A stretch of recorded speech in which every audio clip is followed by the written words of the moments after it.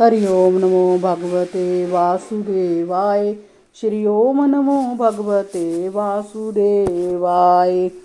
विदर जी महत्व के विकारों से उत्पन्न जे सभी अंश परमात्मा के ही अंश हैं, परंतु इतना होने पर भी उनसे जीव की सक्रियता उत्पन्न नहीं हो सकी।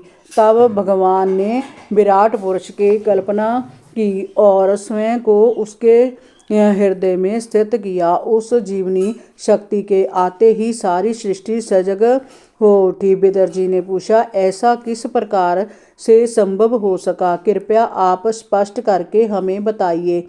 आप तो दीनों पर कृपा करने वाले हैं। भौरा जैसे फूलों का रस निकाल लेता है, उसी प्रकार इस रहस्य में लौकिक कथाओं में से इनका कल्याणकारी सार तत्व छांट कर हमारे कल्याण के लिए आप सुनाइए।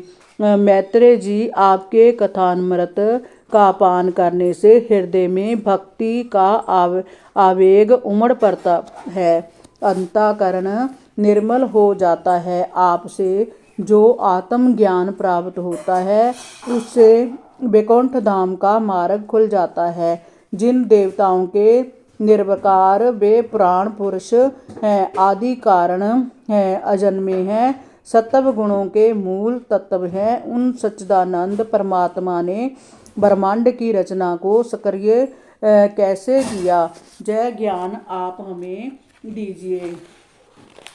छठा अध्याय, विराट शरीर की सक्रियता का वर्णन। मैत्रेय जी ने कहा, विदर जी, सर्वशक्तिमान भगवान ने जब देखा कि आपस में संगठित ना होने के कारण जय मेरी महत्व आदि शक्तियों विश्व रचना के कार्य में असमर्थ हो रही हैं, तो उन्होंने काल शक्ति को स्वीकार करके एक साथ ही महत्व, अहंकार, पंचभूत, पंचमृता और मन सहित 11 इंद्रियों अर्थात इन 23 तत्वों के समुदाय में प्रविष्ट हो गए।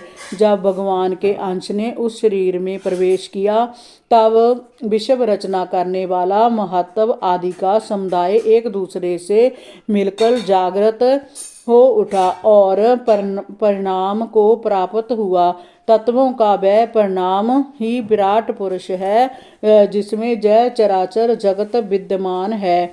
इसे आप इस प्रकार जानिए कि जल के भीतर अंड रूप आश्रय स्थान में वह हिरण्मय विराट पुरुष संपूर्ण जीवों को साथ लेकर 1000 दिव्य वर्षों तक वही रहा। उस समय विश्व रचना करने वाले तत्वों का वह गर्भ काल था और ज्ञान क्रिया तथा आत्म शक्ति से संपन्न था। जय विराट पुरुष ही प्रथम जीव होने के कारण, समस्त जीवों का आत्मा जीव रूप होने के कारण परमात्मा का अंश और प्रथम अभिव्यक्त होने के कारण भगवान का आदि अवतार है। समस्त जीव इसी अंश से प्रकाशित होते हैं। उस विराट पुरुष को जागृत करने पर उसमें पहले मुख्य प्रकट हुआ।